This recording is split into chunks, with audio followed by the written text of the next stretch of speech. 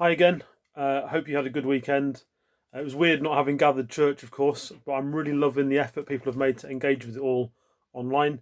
And that might end up being just the first time we do it for what turns out to be a lot of weeks.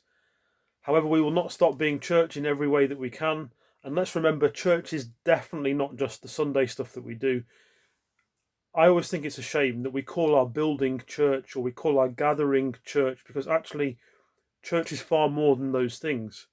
In the Bible, church is an army, it's a family, and it's a few other things as well.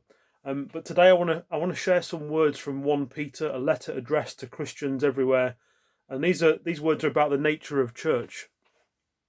And it says this: "But you are a chosen people, a royal priesthood, a holy nation, God's special possession, that you may declare the praises of him who called you out of darkness into his wonderful light.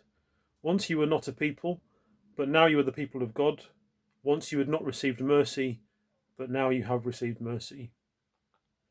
I'm fairly sure there's not a passage of the Bible that says you're a bunch of misfits who gather every Sunday for 2 hours in a religiously themed social club. But if you know of one, then do get in touch.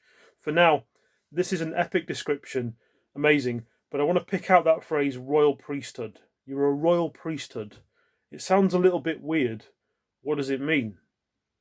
Well, in the Old Testament, when God was working with the people of Israel, he picked out one tribe out of the 12 that there were, the Levites, and from that tribe came the priests who served the nation.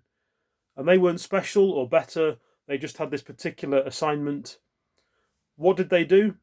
Well, if you boil it down, the job of priests was to be focused on two things: serving God and serving people. And that's our job too. We can still do these things. We just have to be a little bit more creative now about how we do it. In the last few days, I've been on the phone to various people, just checking how people are doing. And there's quite a few people who would normally use their gifts and their energy quite extensively on a Sunday. And I've tried to say, maybe now is the time to develop your other strengths. God still has considerable purpose for you.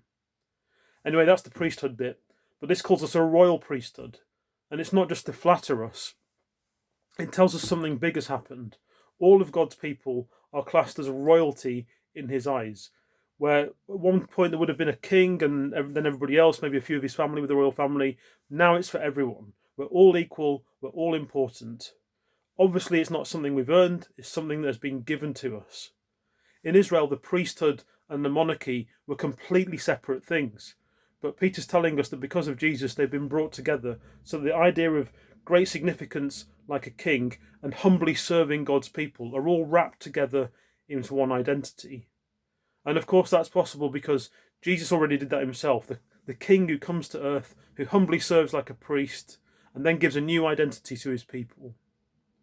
So we can't meet on Sundays at the moment, but that has absolutely no effect whatsoever on our status as chosen people, a royal priesthood, a holy nation, God's special possession. So whatever you're up to this week, remember these words. And whether you're run off your feet or you have loads of time on your hands all of a sudden, know you are part of God's royal family and he has priestly work for you to do in serving him and serving other people. Once again, comment below, and if you've got anything that you want me or anybody else to cover in these daily videos, then please do get in touch and we'll see what we can do.